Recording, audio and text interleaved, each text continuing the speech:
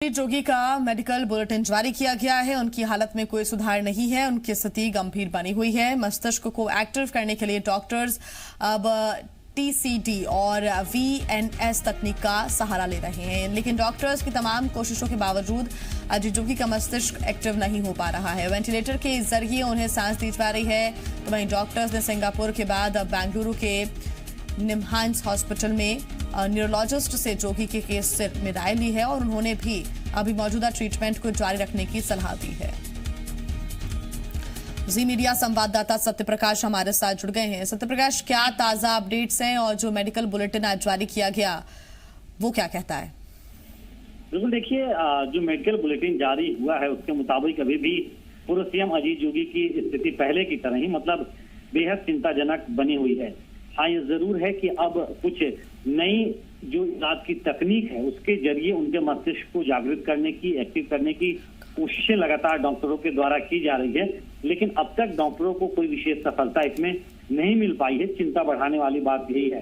कल देर रात के बाद से एक नई ट्रीटमेंट शुरू हुई है। उसके बाद आज सुबह सुबह अजीत जोगी के जो पुत्र हैं, उनकी जो धर्मपत्नी है, उनके साथ डॉक्टरों की टीम ने बेंगलुरु के जो न्यूरो के अस्पताल हैं वहां के न्यूरोलॉजिस्ट के साथ चर्चा की है और उनसे ये जानने की कोशिश की कि आखिर इन परिस्थितियों में अब आगे कैसी मेडिकल सुविधाएं उन्हें दी जाए, आखिर ट्रीटमेंट किस तरह से आगे रखा जाए।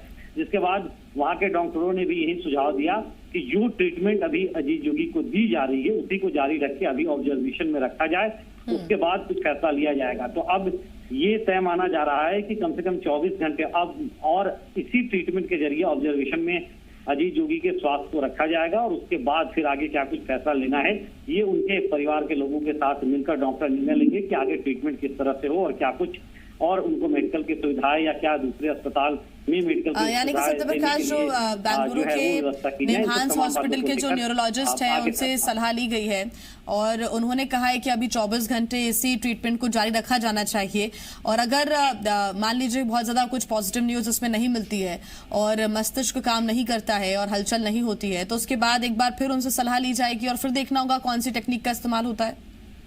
बिल्कुल, देखिए, न सिर्फ उनसे बल्कि दूसरे भी अस्पतालों के जो वरिष्ठ न्यूरो के डॉक्टर हैं उनसे भी सलाह ली जा सकती है, क्योंकि हमने देखा था एक दिन पहले सिंगापुर के न्यूरोलॉजिस्ट से सलाह ली गई थी, अभी बेंगलुरु का जो बड़ा न्यूरो अस्पताल है वहाँ के डॉक्टर से सलाह ली गई। तो आगे सलाह जो है अन्य डॉक्टरों से, देश के दूसरे डॉक्टर ली जा सकती है। लेकिन विशेष तौर पे अगर हम कहें तो जिस तरह से पहले भी 2004 के बाद 6-7 दफा अजीत जोगी की तबीयत ज्यादा खराब हुई है, लेकिन फिर भी उन्होंने अपने व्हील पावर या डॉक्टरों के ट्रीटमेंट कहें सामने वो आए हैं फिर से उस जंग से जीत के।